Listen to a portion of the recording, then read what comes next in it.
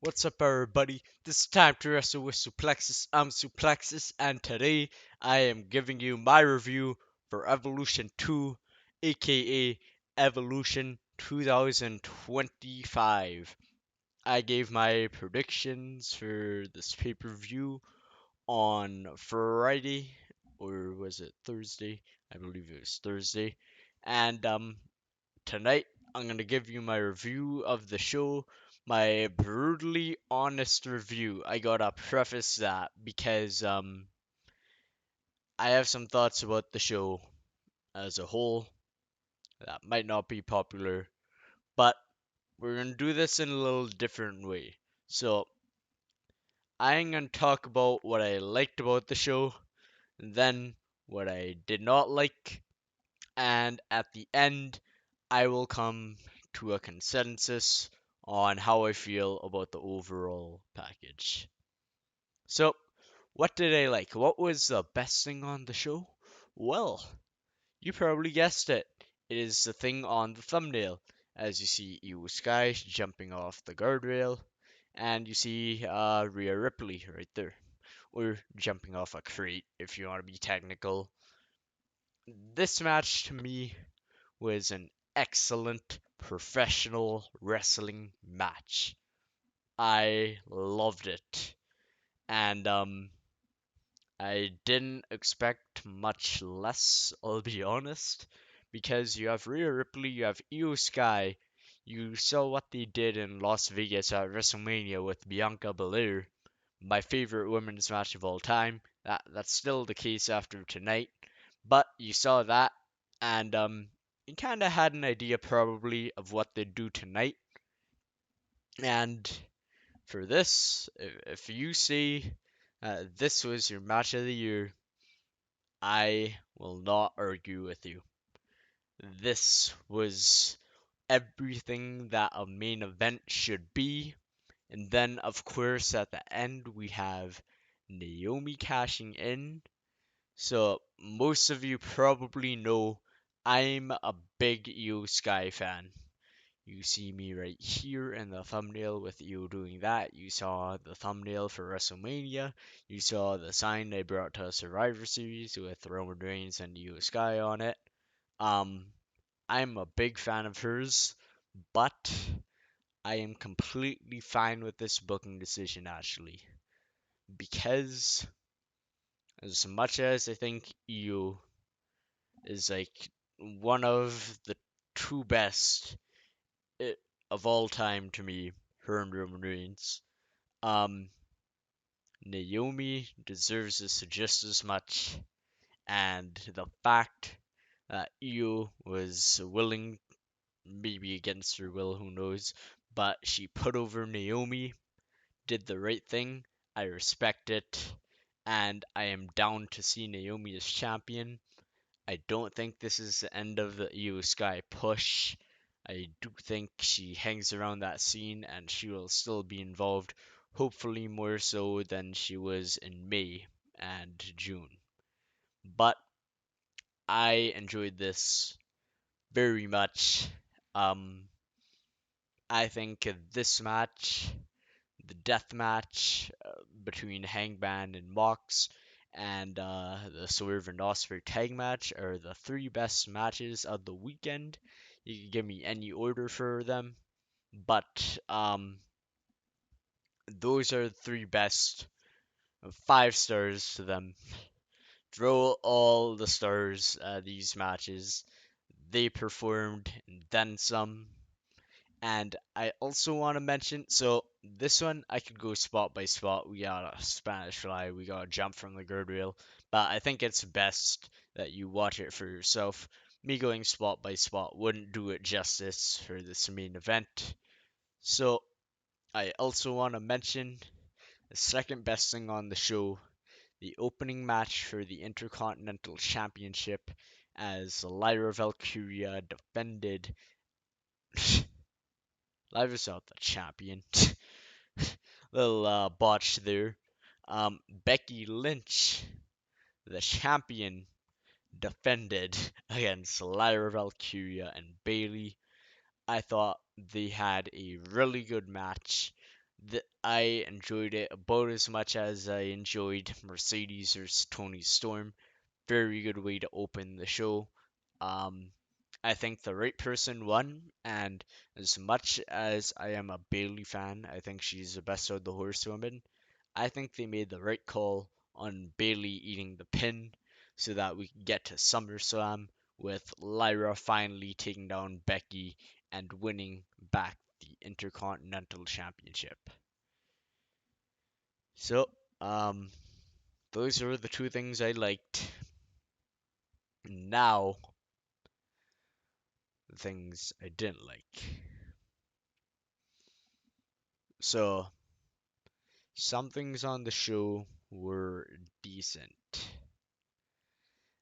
I think Tiffany and Trish actually had a perfectly acceptable match for Evolution. It exceeded my expectations a little bit, and yep, I enjoyed it. It was a decent match to me. I think Trish Stratus, this would be the perfect way to retire. You put over a young up and coming wrestler on your way out, and yeah, it's just a good way to retire. Sorry if you heard that honking outside, but yeah, it was a decent match. And then we had um, Jade versus Naomi. Naomi. I said it like Naomi. Her name's Naomi. I said it a little weird, but that to me, I think it was. Excuse me. I think it was the safest street fight that I have ever seen. Now, maybe it's because I just watched a Texas death match where somebody got a fork stabbed into their forehead until they were all covered in blood, with blood pouring out of holes within their forehead. Maybe that's why I was underwhelmed by this. But, like, thoughts right now, about 2 hours after the show, I think it was the safest street fight that I've ever seen. I didn't particularly enjoy it. It wasn't a bad match. It was just whatever. And that might be worse sometimes than being bad. You talk about a bad thing, you talk about a good thing. If something is whatever, um, it just kind of exists. I don't know why Bianca Belair was a special guest referee. Um, and yeah, it just was there. It's a shame because based on Naomi cashing in on Io Sky and Rhea Ripley, this is probably the end of the feud that they've been building for the better part of the year. So, um, yeah, it's a disappointing. And for SummerSlam, I thought we were gonna get Jade winning the title and then Naomi cashing in after. Now Naomi's on Raw. I'm not sure what's gonna happen now. I'm assuming Jade still walks out champion. However, then we might see the Bianca Belair heel turn. Bianca versus Jade happens on SmackDown. Um, Naomi, I haven't really thought about what they could do. So I'll talk about this real quick. We have Stephanie. Let's look at the factors at play. We have Stephanie Vaquer, who has the guaranteed title shot at Clash in Paris. So I'm assuming that's for the Raw World Championship, Women's World Championship. It's weird saying that and not imagining you say that and walk out with the title match, like what happened tonight. And then as I just mentioned, Io Sky. We have her getting her rematch. We have Rhea Ripley going after the title. So the way I'm thinking, I think we get a triple threat for the women's world title at SummerSlam with Naomi defending against Io and Rhea. Naomi will escape with the title most likely at SummerSlam, and then she meets Stephanie Vaquer. Potentially, we see Stephanie crowned new world champion, but I'm not even sure about that. So yeah, that could be where it goes. WrestleMania, this thinking way long term. Maybe we get Stephanie Vaquer versus Rhea Ripley, and we get Io versus Naomi. But that's just me spitballing ideas.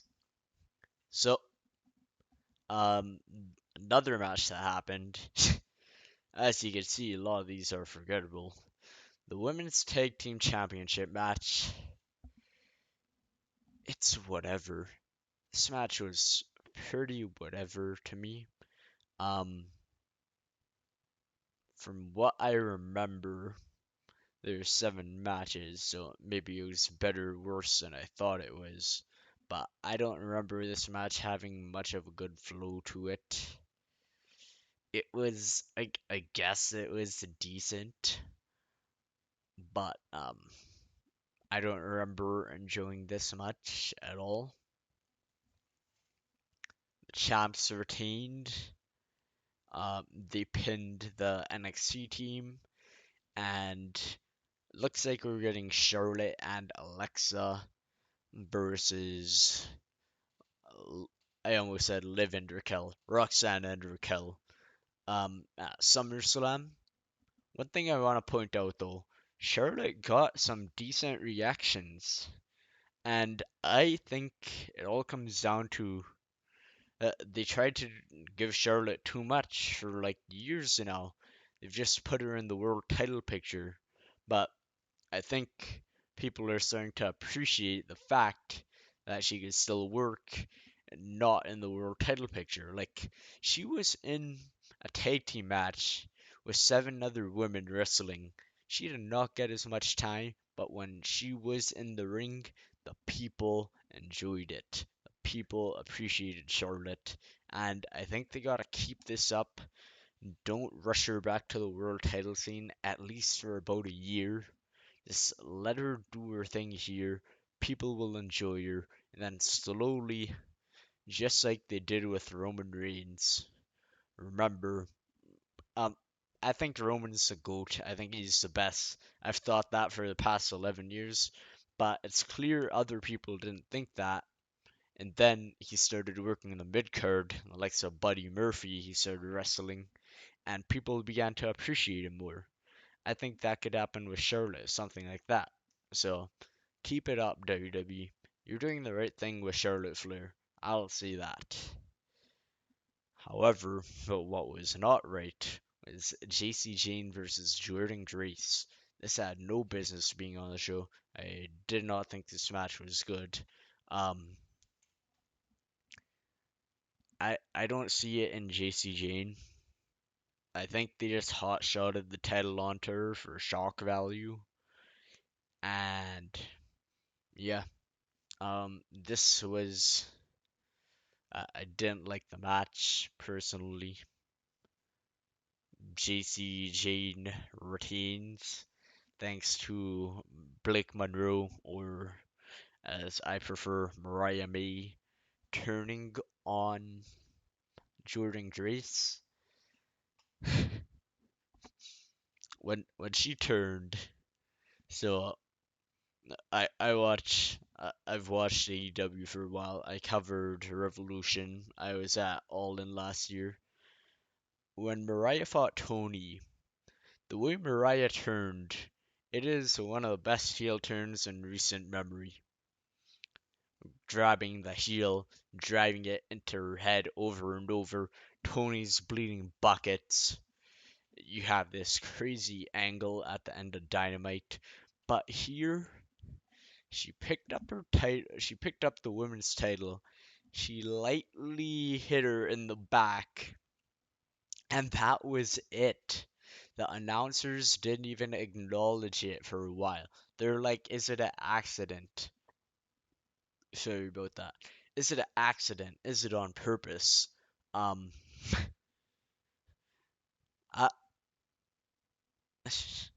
I can't believe it. Like the difference between the heel turns is absurd. But Mariah turns heel, one of the most Blake Monroe. Okay. Blake Monroe turns heel. One of the most underwhelming heel turns I've ever seen. And then the worst match to me, the Battle Royal. I don't want to discuss everything in it. This was just awful. It was terrible. The match completely sucked. Um, this might be the worst pay-per-view match of the year. A lot of them have happened. We've probably had 50 by now. But this was terrible. This Battle Royal, it sucked. But 70 backer won. At least he got the winner rate. But this was not good. It sucked. Horrible. So, as you can see, my thoughts range quite a bit on the show for the different matches. And we have we have a match of the year contender for some. Match of the year for me is still the triple threat at Mania, but for some they might prefer this. I can see why. And we have oh, like quite possibly the best women's intercontinental title match so far. But at the same time, we have maybe the worst pay-per-view match in any wrestling promotion this year. And then we have matches that range from whatever to decent in quality. So, with all that being said, I'm gonna give the show a 5 out of 10. I think the opener and the main event saved it from being a complete flop. Um, and I haven't watched videos, but I've seen that people enjoy the show. I can't figure out why.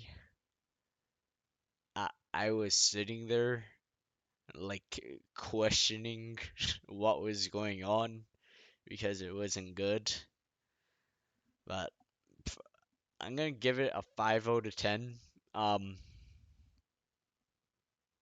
uh, 5 out of 10 to me, 50%.